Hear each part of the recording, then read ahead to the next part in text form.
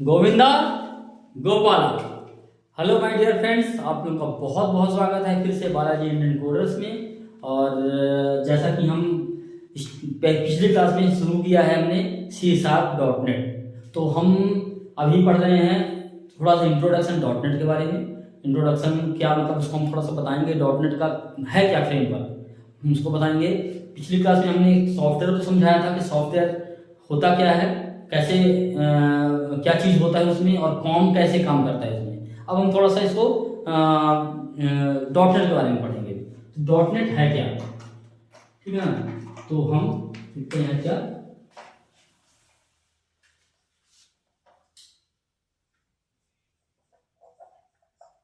.NET। .NET क्या चीज़ है, ठीक है ना। तो .NET क्या है, एक फ्रेमवर्क है। क्या है, फ्रेमवर्क। क्या है,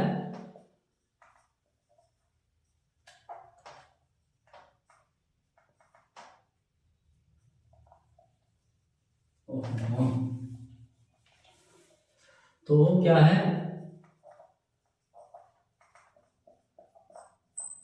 फ्रेमवर्क है। .NET क्या है, एक फ्रेमवर्क है। फ्रेमवर्क क्या है, अब आप समझिए। एक फ्रेमवर्क है जिसमें आपको प्रोवाइड करता है कोडिंग। अब कोडिंग आपकी कुछ भी हो सकती है, किसी चीज के लिए होती है। तो जैसे मान लीजिए कि आपको एक कंपनी दे दी जाए, एक आपको मान लीजिए कि आपको पूरा सेटअप दे दिया जाए। एक सपोज दैट धागा मिल है, कोई धागा मिल है।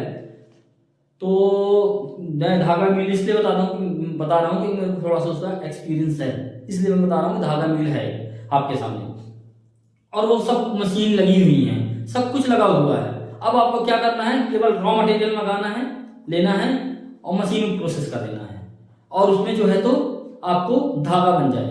फिर आगे जो है तो वीविंग लगी हुई है। तो वीविंग जो है मशीन है तो कपड़ा बुन रही है डिजाइन में करके। उसमें आपका आगे जो है तो उसके आगे क्या है, फिर आपका वो आपका डाइंग है, उसमें डाई हो रहा है, कपड़े धागे डाई होते हैं। तो इस तरीके से एक फ्रेमवर्क बना हुआ है, पूरा सब कुछ बना हुआ है।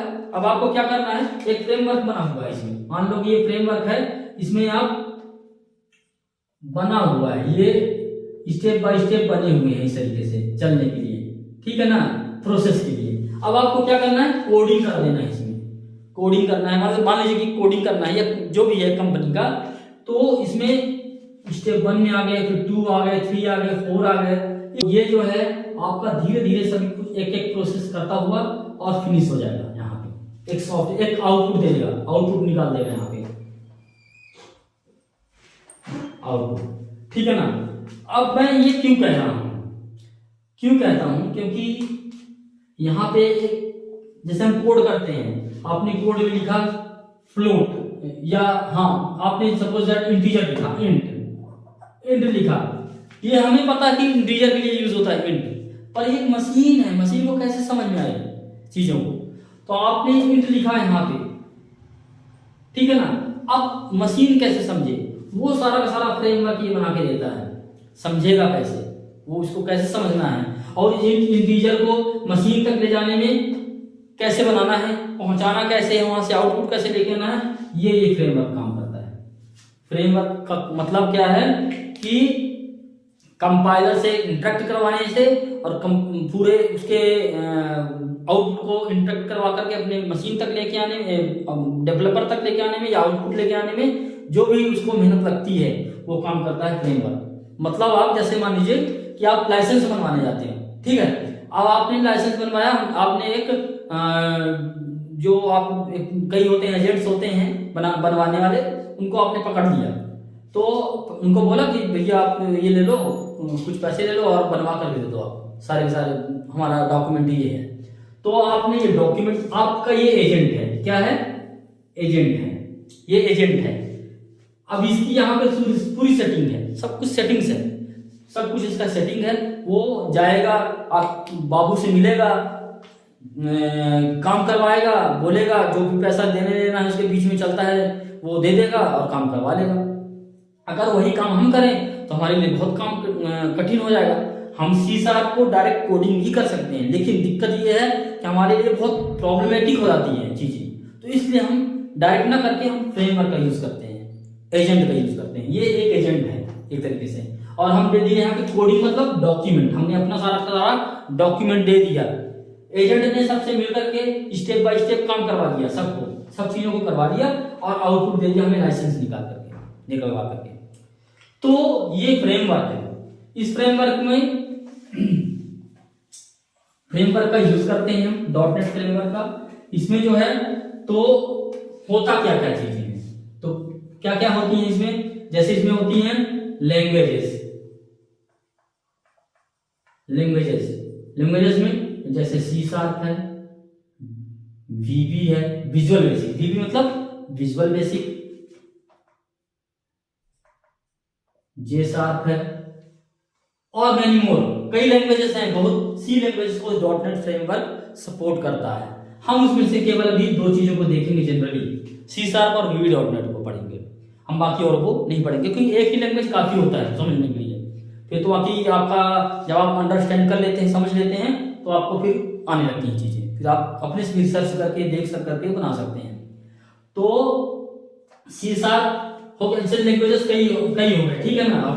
आपका कोबोल डॉट नेट भी होता है, पहले वाले भी जो चीजें हैं वो भी डॉट नेट में आ गई हैं, तो ये लैंग्वेजेस हो गया। दूसरा क्या हो गया, दूसरा हो गया आपका टेक्नोलॉजीज। टेक्नोलॉजीज में क्या हो गया, जैसे टेक्नोलॉजी हो गया ASP.NET, ठीक है ना, ASP.NET हो गया। आपका क्या हो गया, ADO.NET,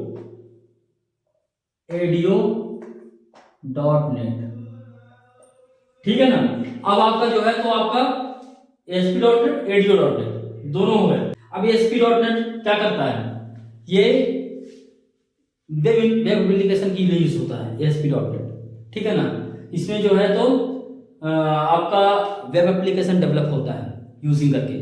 अब ASP.NET में जैसे आप जावा में हैं तो सर्वलेट होता है, एपलेट होता है, तो इस तरीके से ASP.NET है। हम आपको बाद में एक एक करके बताएंगे, लेकिन आप यहाँ समझिए। ADO.NET जो है, ADO.NET क्या है, ये ड्राइवर्स बनाते हैं अंदर से, वो जैसे आप डेटाबेस के साथ चलाएंगे, तो हम आपको डेटाबेस पढ़ाएंगे, बताएंगे, उस टाइम पे ADO.NET का यूज होता है, ठीक है ना। तो टेक्नोलॉजीज हैं, फ्रेमवर्क में क्या क्या चीजें हैं ये बता रहे हैं हम आपको। तीसरा क्या है, सर्विसेज है, ठीक है ना। सर्विसेज में क्या है, जैसे सर्विसेज क्या देंगी आपको सर्विसेज हैं, SQL सर्वर है, SQL सर्वर है, ठीक है ना। आपका बीस्टॉक है, ठीक है ना। इस तरीके से मैनी मोर और भी हैं, शेयर पॉइंट है,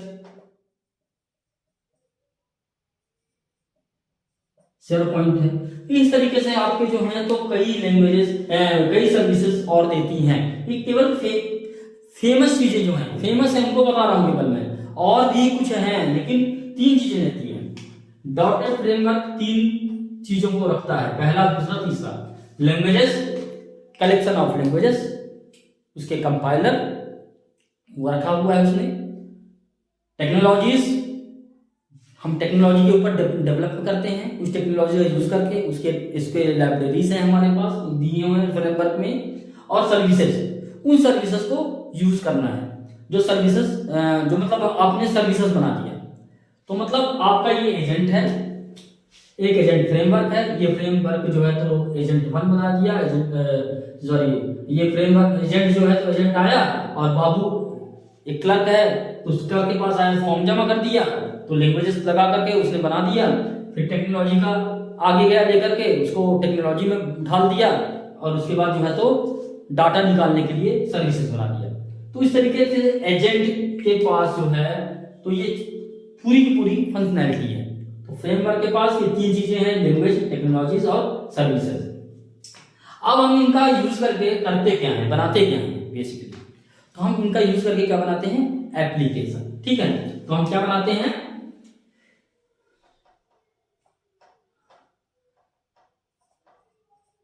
यूज ऑफ फ्रेमवर्क, फ्रेमवर्क का यूज क्या है, तो हम क्या बनाते हैं, to create the application, to create the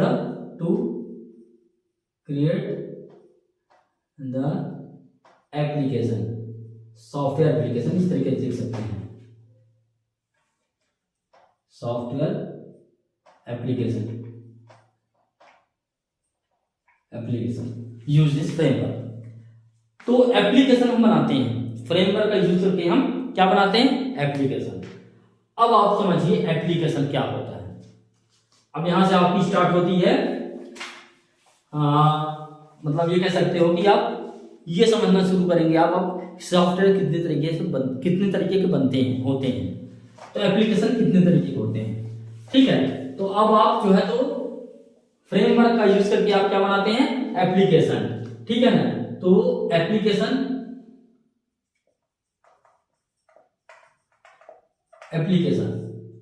type कितने होते हैं, तो पहला एप्लीकेशन, अभी तक आपने केवल एक ही तरह का एप्लीकेशन देखा है, जो कि हम बनाते हैं, सी लैंग्वेज में बनाते थे, कंसोल एप्लीकेशन। तो पहला होता है कंसोल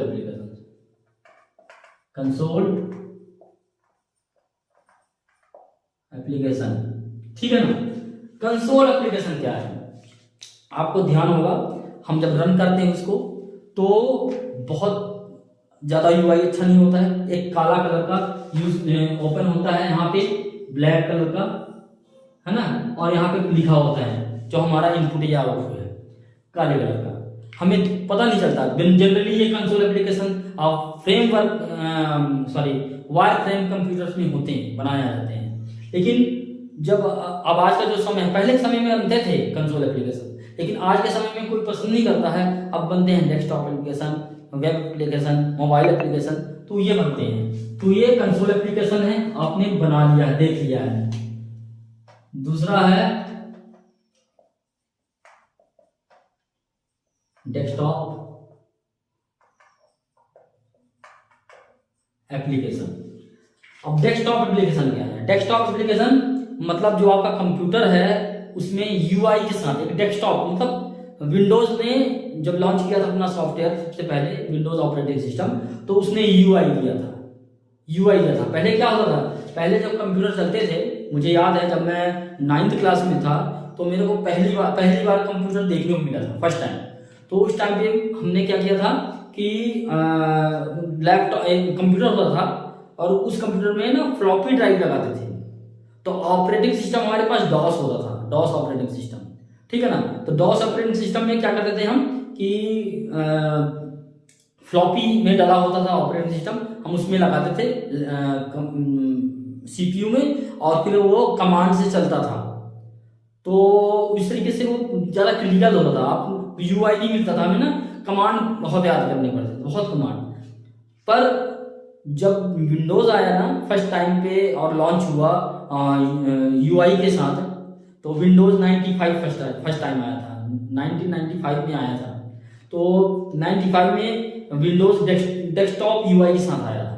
तो हमको जैसे हमने डबल क्लिक कर दिया, खोल लिया, अंदर से तो चल रहा कमांड ही, अंदर से कमांड ही चल रहा, लेकिन वो बाहर से दिख रहा है जो, तो बाहर से दिख रहा है कि हमें मतलब एक अच्छा सा यूआई दिख रहा है हमें। वहां पे हमने जैसे मान लो कि एक फोल्डर में डबल क्लिक किए, फोल्डर ओपन हो गया, हमें तो ये लगा कि फोल्डर में क्लिक किया ओपन हो गया, अंदर से वो कमांड चल रहा है, लेकिन बाहर से हमें फिजिबल है, हमें याद नहीं करना है कि कमांड फोल्डर ओपन करने के लिए, डायरेक्टरी ओपन करने के लिए हमें डायरेक्टरी DIR या जो है तो DR कमांड यूज करना पड़ेगा, हमें ये नहीं पता, हमें नहीं करना है, हमें डबल क्लिक कर दिया फोल्डर में, ओपन हो गया। तो डेस्कटॉप एप्लीकेशन जो होता है वो यूआई बेस्ड होता है, और वो उसी डेस्कटॉप में होता है, उसी कंप्यूटर में होता है। जैसे आप जैसे किसी चीज को इंस्टॉल करते हैं ना, इंस्टॉलेशन, वो डेस्कटॉप एप्लीकेशन है। किसी डबल क्लिक करते हैं, इंस्टॉल नेक्स्ट करते हैं, वो डेस्कटॉप एप्लीकेशन होता है। इसमें आपका कैसे होता है, जैसे मान लो कि हमने एक नेम बनाया, नेम बना दिया, एज एज बना दिया, ये टेक्स्ट बॉक्स दे दिया इनपुट करने के लिए, और ये सेव दे दिया, सेव दे दिया। अब ये हमें फॉर्म में दिख रहा है एक डेस्कटॉप एप्लीकेशन उसमें, ठीक है ना। अब हमें दिख रहा है, जैसे आप नोटपैड ओपन करते हैं, नोटपैड आप तो देखो बहुत फैमिलियर है, नोटपैड विंडोज का नोटपैड आप देखे हैं, नोटपैड में डेस्कटॉप एप्लीकेशन, ये एक डेस्कटॉप एप्लीकेशन है नोटपैड। ऐसे ही जो भी आप इंस्टॉल करते हैं कंप्यूटर में वो भी डेस्कटॉप एप्लीकेशन होते हैं, जो इंस्टॉलेशन देखते हैं आप, जैसे और कई चीजें हैं, कैमरा के है हो गया, और तो भी कोई चीजें हैं, तो आपका जितने भी है वो डेस्कटॉप एप्लीकेशन है। हमने यहाँ पे नेम लिख दिया, एज किया मान लो कि RAM लिख दिया, और एज लिया 19, ठीक है ना, और इस सेव बटन में क्लिक किया, तो सेव बटन क्या करता है, पीछे से अंदर कोडिंग में जाकर के और वो सेव करता है कहीं पे, वो चीजों को सेव करता है। तो ये डेस्कटॉप एप्लीकेशन है, ये इसमें हमें कमांड लिखने की या याद करने की जरूरत नहीं है, ये हमें इसमें UI बनाना होता है, और उसमें हम उसमें सेव कर रहे होते हैं, ये लिखने जो भी ऑपरेशन एक्टिविटी करना होता है वो कर रहे होते हैं। तो एक होता है डेस्कटॉप एप्लीकेशन, इसको आप विंडो एप्लीकेशन भी कहते हैं, इसको हम विंडो एप्लीकेशन भी कहते हैं, ठीक है ना। थर्ड है आपका वेब एप्लीकेशन।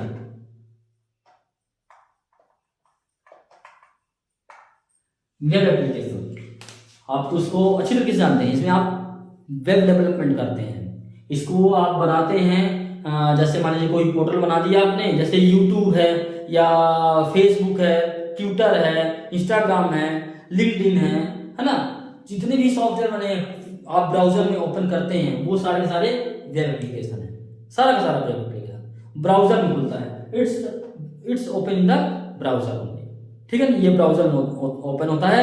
इसकी अच्छी बात क्या है, ये इंस्टॉल नहीं करना पड़ता कहीं भी, ये एक जगह केवल सर्वर में रख दो और वहां से ब्राउजर में कहीं भी एक्सेस करते रहो। तो ये इसमें फिजिबिलिटी है कि इंस्टॉल करने की जरूरत नहीं है, मतलब हमारे कंप्यूटर में मेमोरी भरने की जरूरत नहीं है। डेस्कटॉप एप्लीकेशन को मेमोरी लगती है कंप्यूटर में, जो कंप्यूटर है आपका लैपटॉप या कंप्यूटर जो भी है उसमें इंस्टॉल करेंगे उसमें मेमोरी कंज्यूम होगी, लेकिन वेब एप्लीकेशन में मेमोरी कंज्यूम नहीं होगी। डेस्कटॉप और कंसोल दोनों ही मेमोरी लेती है, लेकिन वेब एप्लीकेशन मेमोरी नहीं लेगी, ठीक है। वेब एप्लीकेशन ब्राउजर में ओपन होता है। चौथा है मोबाइल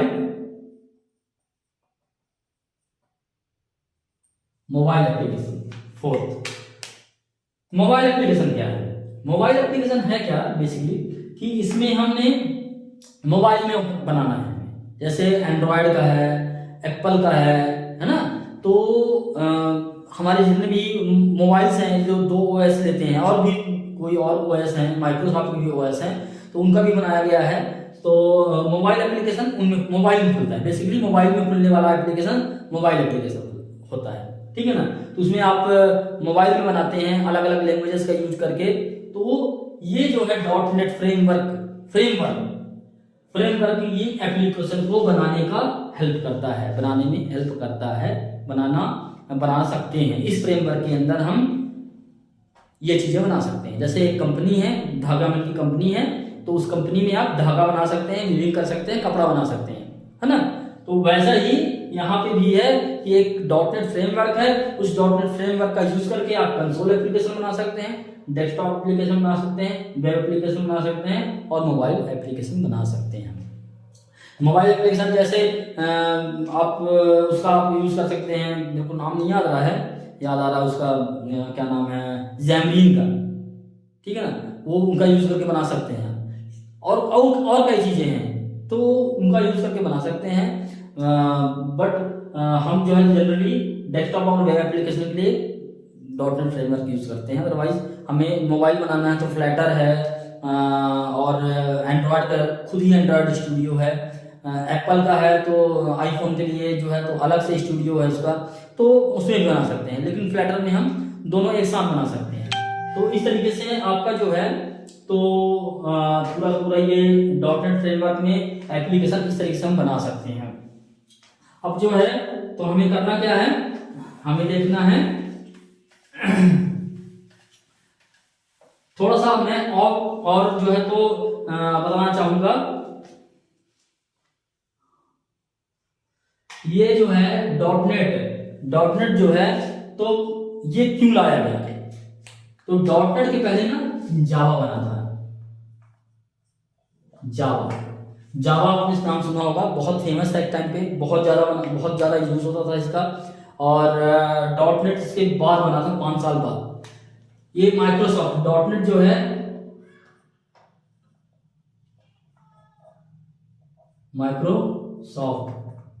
माइक्रोसॉफ्ट की कंपनी ने बनाया था इसको, डॉट नेट।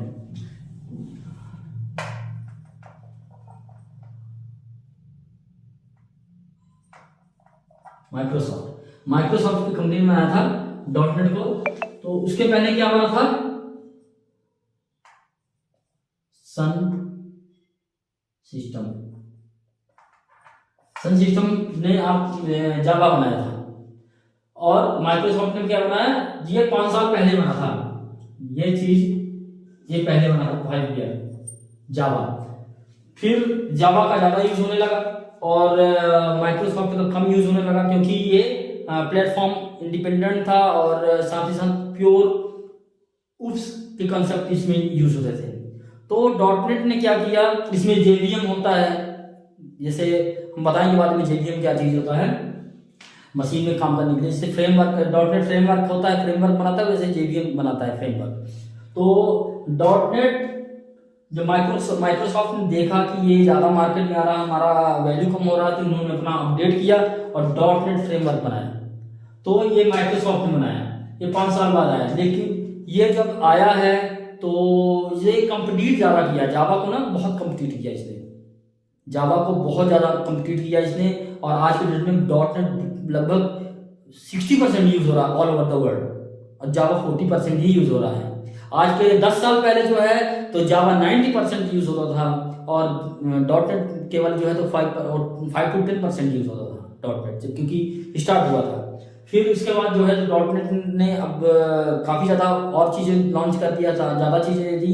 तो आप इसमें भी यूज करके आप वही 4 तरह के एप्लीकेशन बना सकते हैं, डेस्कटॉप, कंसोल, वेब एप्लीकेशन और मोबाइल, और इसका भी बना सकते हैं। तो ये जो है तो बेसिकली क्या है, कंपीट करने के लिए, जावा के साथ कंपटीशन करने के लिए आया था ये डॉट नेट, और माइक्रोसॉफ्ट ने लॉन्च किया था इसको। अब जो है इसमें एक चीज और मैं थोड़ा सा बताना चाहूंगा, com. What is com?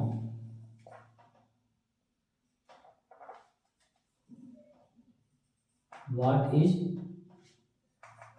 Com? Component oriented model. इसमें मैंने पिछली क्लास बताया थोड़ा सा, आपको थोड़ा सा और बता देता हूं। इसमें केवल मैं एक ही चीज बताना है मेरे को, कि ये जो होता है तो प्लेटफॉर्म डिपेंडेंट होता है। क्या चीज बताया मैंने, फिर से ध्यान से सुनिए। जो कंपोनेंट ओरिएंटेड मॉडल है, कंपोनेंट हमने बनाया है, बना करके कंपोनेंट, तो हमने एक कंपोनेंट बनाया है तो उसी ऑपरेटिंग सिस्टम के अंदर ही यूज हो सकता है वो चीज, कंपोनेंट। तो प्लेटफॉर्म डिपेंडेंट है। हालांकि आज के डेट में अब नए नए कंपोनेंट आने लगे हैं, जैसे एंगुलर का है, आप चाहे विंडोज एप्लीकेशन बनाओ, चाहे आप उसमें बनाओ, क्या कहते हैं, लिनक्स में बनाओ, चाहे मैक में बनाओ, एनीवेयर। डॉट नेट कोर है, तो डॉट नेट कोर के भी कंपोनेंट ऐसे आ गए हैं जो कि आप लिनक्स में यूज कर सकते हो और विंडोज में यूज कर सकते हो।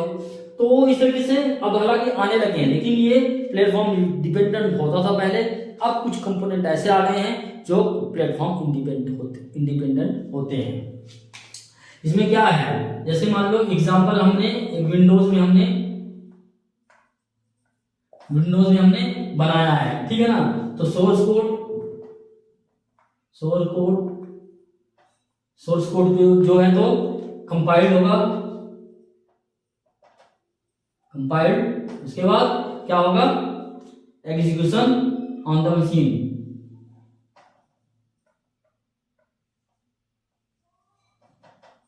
Execution on the machine. Machine, ठीक है। तो मशीन में एग्जीक्यूट होगा और use the native code. Native code एक नया वर्ड आ गया आपके सामने, नेटिव कोड। तो नेटिव कोड क्या है? नेटिव कोड जो है तो एक ऐसा लैंग्वेज है, एक ऐसा कोड है, लैंग्वेज नहीं कोड है, जो कि आपका कंपाइलर जनरेट करता है और मशीन उसको अंडरस्टैंड करता है। बीच का है नेटिव कोड। कंपाइलर बनाता है नेटिव कोड और मशीन उसको समझ देता है और उसके हिसाब से आउटपुट दे देता है। तो ये इसका काम कॉम का है। कॉम हम यूज करते हैं, मैं आपका जब प्रैक्टिकल कभी करूंगा उसमें, जब आपका .NET की हम प्रैक्टिकल करेंगे उस टाइम में दिखाऊंगा कॉम क्या चीज है, कैसे यूज होता है, ठीक।